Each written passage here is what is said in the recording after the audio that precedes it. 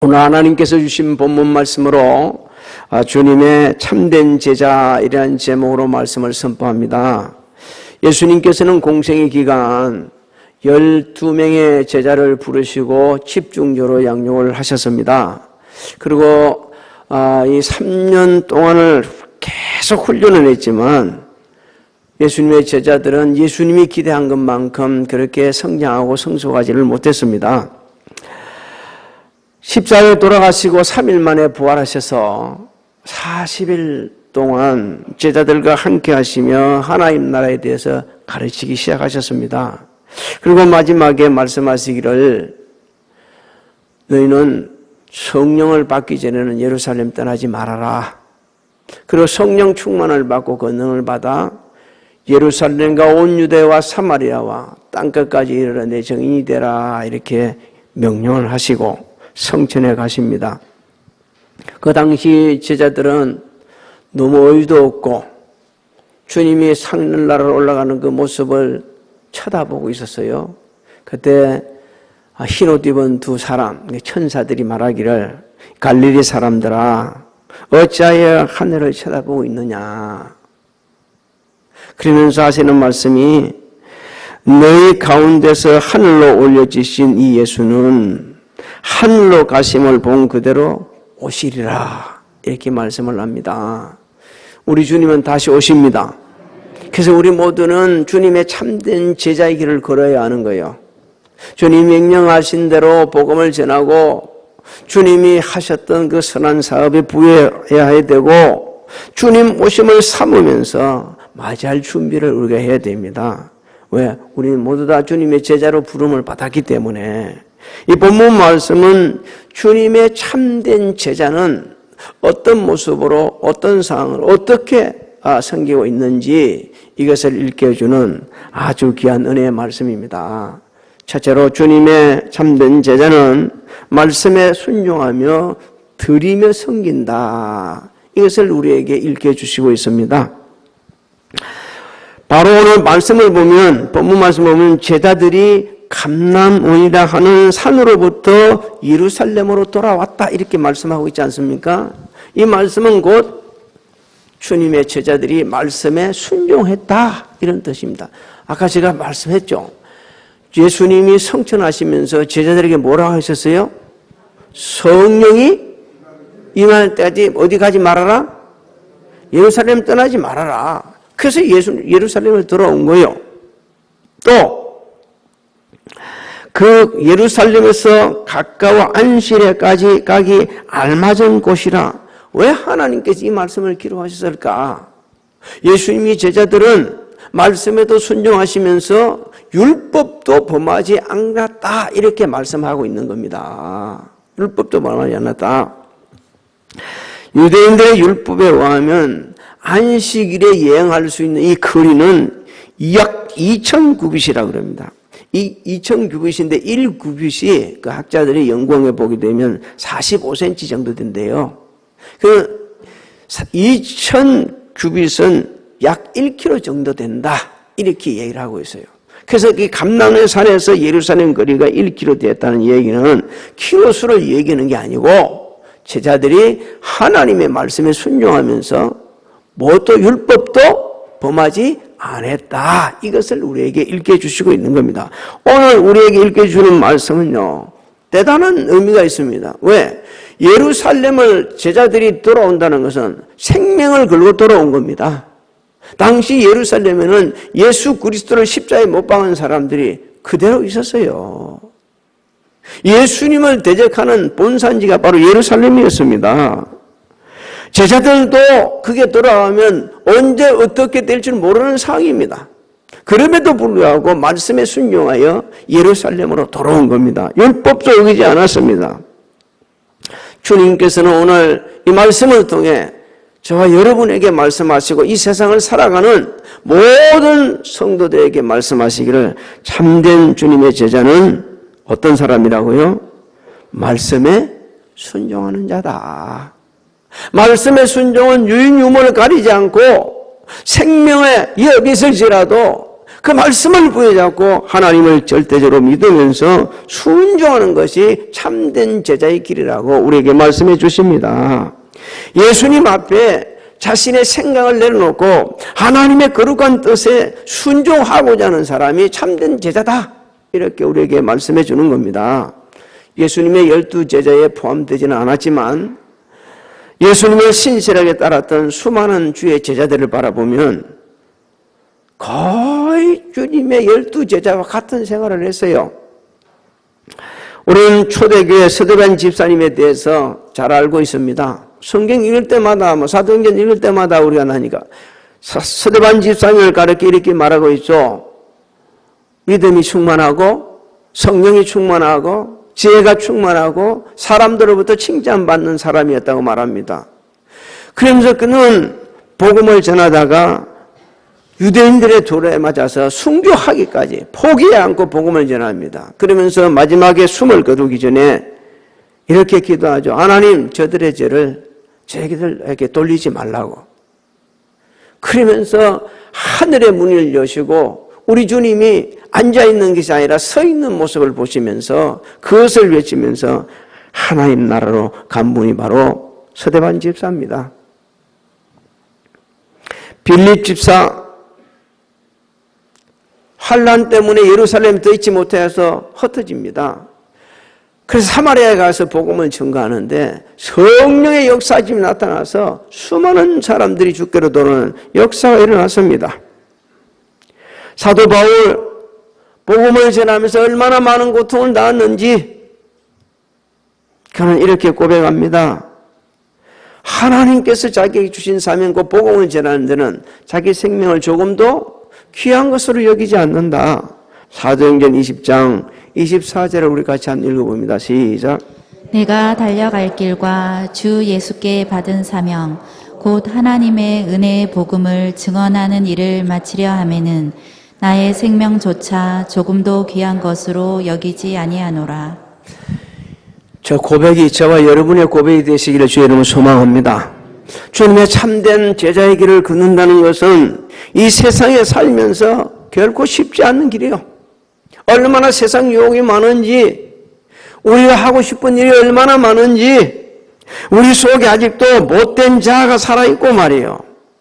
악함이 있고 더러움이 있고 초함이 있습니다. 근데 이 말씀대로, 주님 말씀대로 주님을 따르는 그 삶을 살려고 그러면 철저하게 하나님을 의지해야 되고요. 주님을 주인 되게 해야 되고요. 성령의 인도하심을 따라 우리가 행해야 됩니다. 하나님을 철저하게 의지하지 못하면 말씀대로 순종 못합니다. 주님을 주인 되게 하지 않으면 내가 주인이 되어갖고 내 마음대로 행하거든요.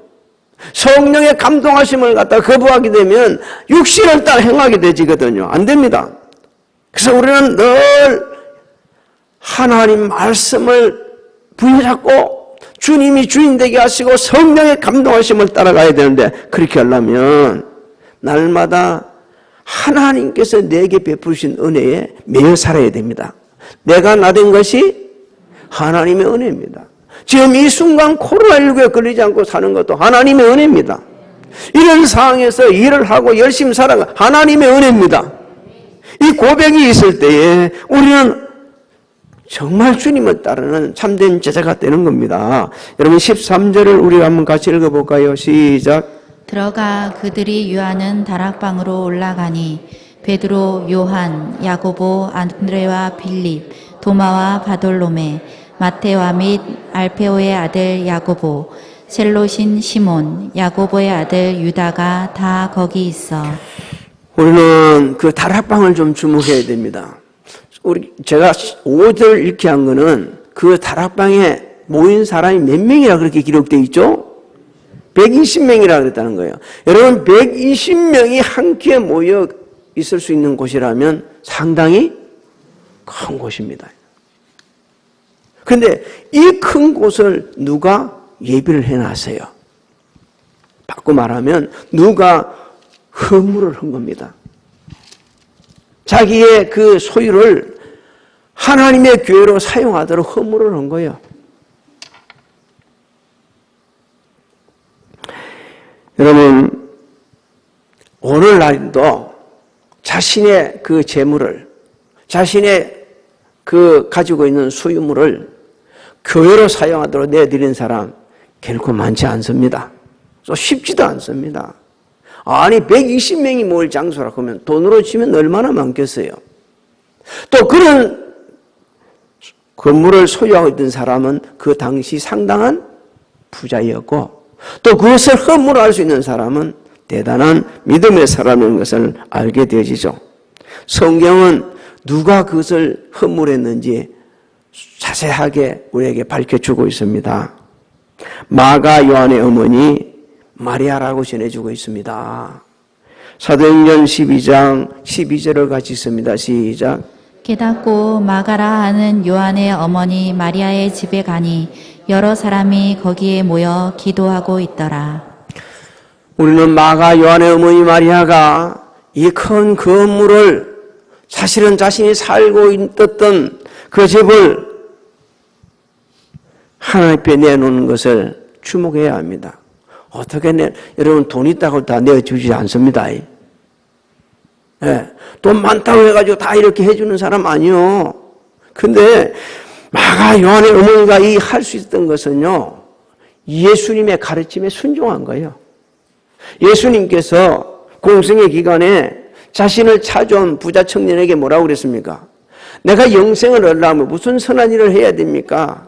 자, 하나님을 사랑하고 이웃을 사랑하고 쭉 말씀해 주니까 나 그거 다 했습니다. 그렇다면 네 가지고 있는 재물을 팔아가지고 가난한 사람에게 나눠줘라. 그러니까 근심하고 돌아가요. 그 상황을 우리 한번 볼까요?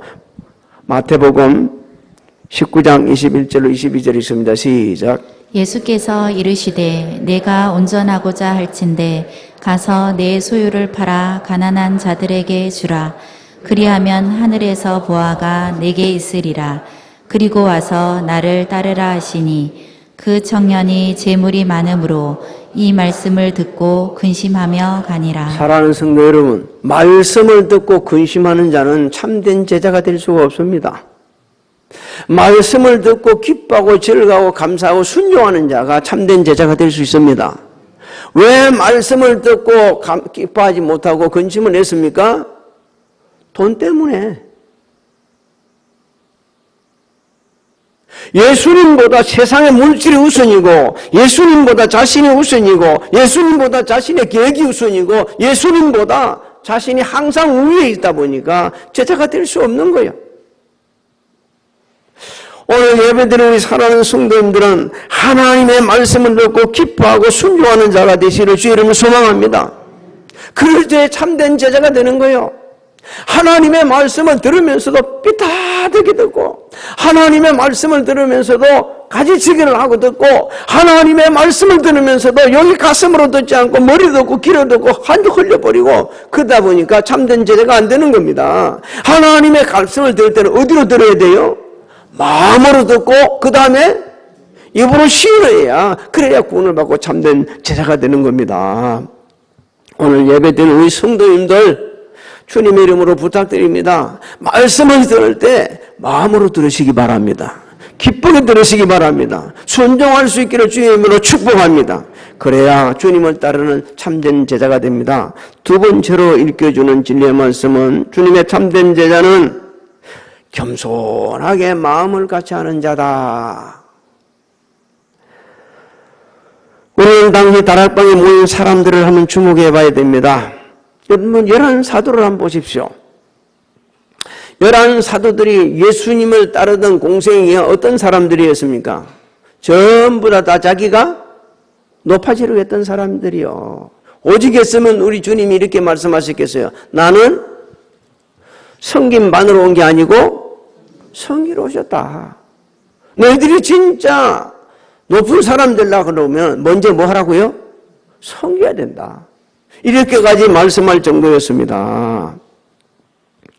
그런데 이들이 말이요, 120명과 함께 중심이 되어, 120명의 중심이 되어서 마음을 같이 하고 기도에 힘쓰고 있었다는 얘기입니다. 우리 자신들 한번 보셨어요? 부부 간에도 마음이 일치 안 될 때가 천지요. 부모 자식 간에 마음이 일치되지 않아요. 성도들끼리 도움도 안 돼요. 그런데 이 120명이 같이 마음을 같이 했다는 것은요, 그들이 어떤 상태에 변화됐다는 겁니까? 주님의 마음을 닮았다는 얘기요. 주님이 말씀하시기를 나는 온유하고 내 마음을 닮으라는 거예요. 서로를 배려하고 다른 사람을 자보다 낮게 여기고 그래서 마음을 합하여서 기도할 수 있던 겁니다. 우리 주님은 오늘 우리에게 말씀합니다. 네가 참된 주님의 제자가 되려면 주님의 온유하시고 겸손한 마음을 닮아야 한다.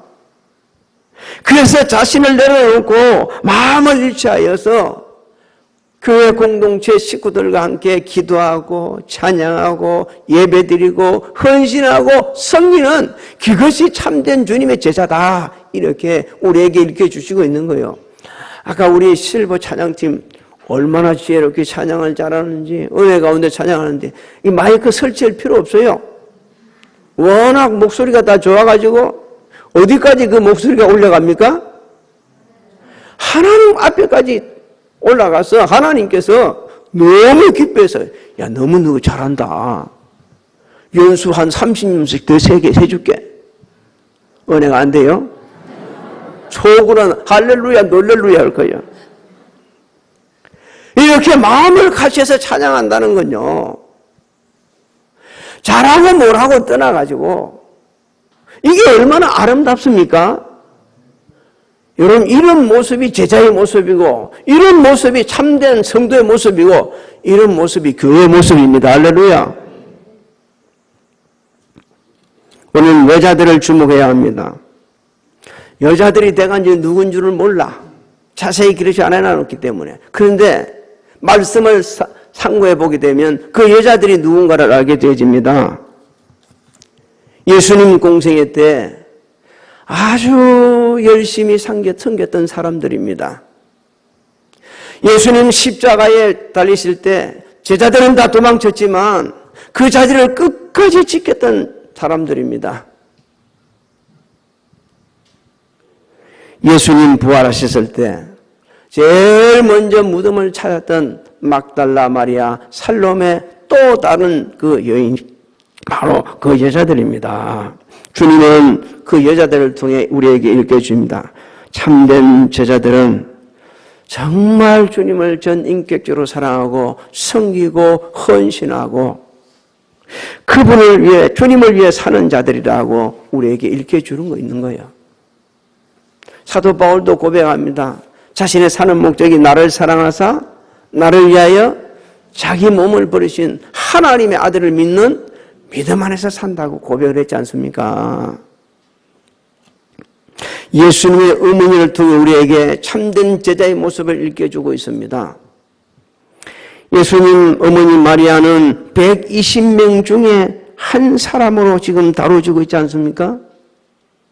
예수님 어머니란 말이 여기 없어요.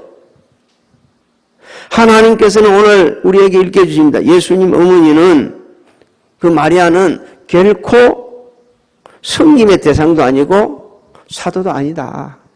영적으로. 마리아는요, 성김의 대상이 아니요.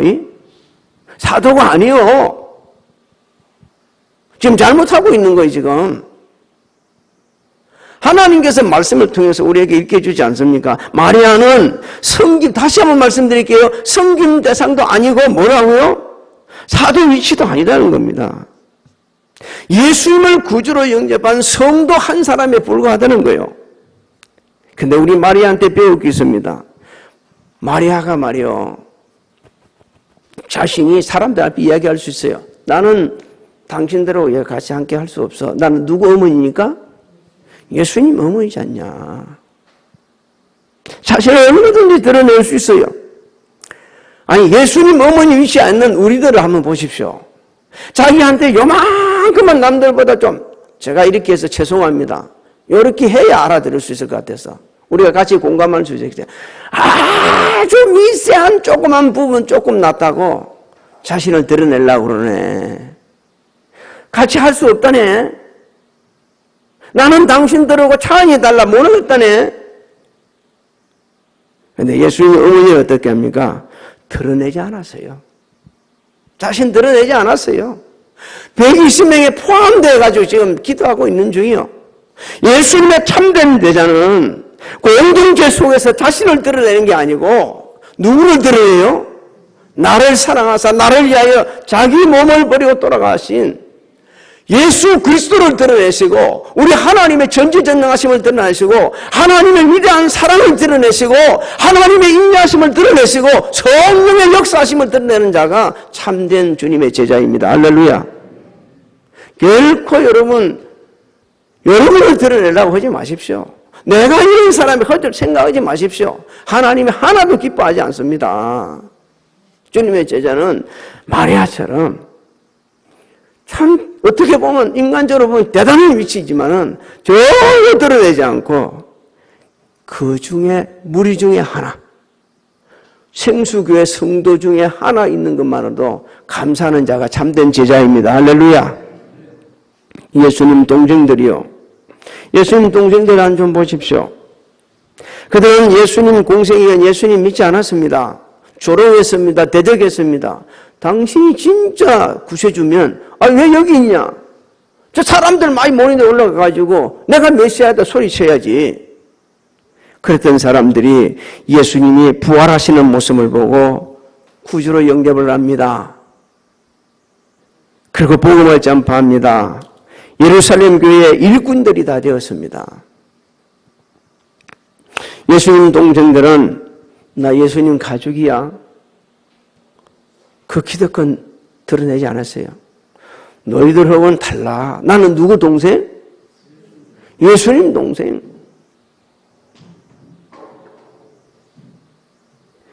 예수님 동생이라는 그 기득권 드러내지 않았어요. 그거 내려놨어요. 그리고 그 120명 중에 하나가 되어서 기도하고 있습니다. 여러분, 주님의 참된 제자들은 자신의 기득권 유지하는 게 아닙니다. 기득권을 앞세우는 것도 아닙니다. 나 생수교회 개척 멤버예요. 차원이 달라. 나 생수교회 장로요. 내 생수교회 집사요. 하나님께서는 직분을 따라 얼마나 몇 년 돼 있나 이게 중요한 이고 저와 여러분을 통해 하나님의 위대한 사랑과 예수 그리스도께서 주가 되신다는 것을 드러내기를 원하십니다. 할렐루야. 그 사람이 참된 주님의 제자요. 무슨 기득권을 따지고 있어. 우리가 더 주목해야 될 사람들이 있습니다. 하나님께서 120명 중에 누구 말씀하신 이름을 낸보다는 무명의 사람들이 훨씬 더 많습니다. 왜 그렇게 하셨을까요? 모르게 하려고요? 하나님 나라 올라가서 물어보러 하려고요? 아닙니다. 주님의 참된 제자의 모습을 우리에게 가르쳐 주시기 위해서 이 부분을 우리에게 이렇게 알 수 없는 이름들, 사람들로 가득 채워놓은 거예요. 일부러 안 가르쳐 주신 거예요. 주님의 참된 제자는 이름도 없이 빛도 없이 겸손한 마음으로 공동체 속에 있는 둥 없는 둥 하면서 자신의 사역을, 자신이 맡은 사명을 잘 감당하는 자라고 일깨워 주시고 있습니다. 여러분, 하나님은 보시고 주의 종도 보고 있는 사람들이 있습니다. 아무 소리 없이 있는 둥 없는 둥 그러면서 누구보다도 주의 일을, 교회를 사랑하고 섬기는 사람 있습니다. 그런 분들 때문에 교회가 세워져 가고요. 그런 분들 때문에 하나님 나라가 확장되어 가고요. 그런 사람들 때문에 예수의 향기가 온 세상에 퍼지고 있는 겁니다. 내 이름 석자 올리려고? 나 누구야 하려고? 그렇게 예수 믿는다면 그건 잘못된 겁니다. 교회 공동체 안에서 내 이름을 내려고? 그건 잘못된 거요. 사람들 앞에서 내 이름 내려고요? 그거 잘못된 거요. 하나님께서 원하시는 주님의 참된 제자는 우리를 통해 예수 믿지 않는 수많은 사람들이 예수님이 구세인 것을 알 수 있도록 하는 겁니다. 우리를 통해 2021년 전에 부활 승천하신 주님이 일하시는 모습이 드러내는 겁니다. 하나님의 살아계심을 드러내는 것이 우리가 해야 될 참된 주님의 제자들의 모습입니다. 제가 너무 여러 번 얘기해서 여러분 알 겁니다. 나는 지금도 잊지 못하고 앞으로 그것을 계속 기회만 있으면 하려고 그 얘기를 하려고 그럽니다. 제가 책을 읽는 것 중에 많이는 있지 않지만 그래도 그 읽는 중에서 탁탁 가슴에 아서 감동을 주는 그 내용들이 있어요. 2차 세계대전 때 말이요. 다 나치 독일 때문에 그쪽이 다 무너지고 그러면서 미군이 진주하고 그 시내를 돌고 있는데 어떤 아이가 빵집에 앞에 옆에서 뒤다 보고 그 창문 속으로 기 들어갈 정도로 들어가 있는 거예요. 그걸 보고 이 미군이 집차를 세워놓고 빵을 한 부따리 사가지고 이 아이한테 주는 거예요. 그러니까 이 아이가 하는 소리가 아저씨는 하나님 같습니다. 여러분은 그런 얘기 들어본 적 있습니까? 지금 시대예요. 주님을 진짜 참되게 따르는 참된 제자가 너무 없는 거예요. 그러다 보니까 욕을 듣고 모두 입에 담지 못한 소리를 듣고 사는 겁니다. 그러면서도 자신이 얼마나 잘못되어 있고 자신들이 얼마나 못되게 되어 있고 이걸 모르는 사람들이 너무 많은 거예요. 교회만 되면 예수 믿는 사람인 줄 알고 있고 그냥 교회 직분이 있으면 진짜 예수님의 제자인 줄 알고 있는 사람들이 너무 많은 겁니다. 이게 지금 우리가 고쳐야 될 것 중에 하나예요. 여러분은 그게 예루살렘 돌아오면 죽을 수도 있는데 돌아올 수 있겠습니까? 안 오죠.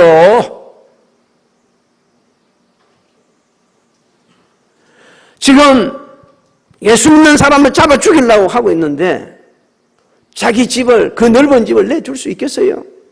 사람들이 들락날락 하다 보면 감시 대상이 돼가지고 잡혀 죽을 건데 그런데도 내주잖아요. 예수님의 제자, 12제자의 자리에 있었었고 어머니였고 동생들이었고 지극히 성인 사람들이었는데도 불구하고 120만과 함께 포함돼서 마음을 같이 기도했던 그 사람들 저와 여러분이 되시기를 주의 이름으로 소망합니다.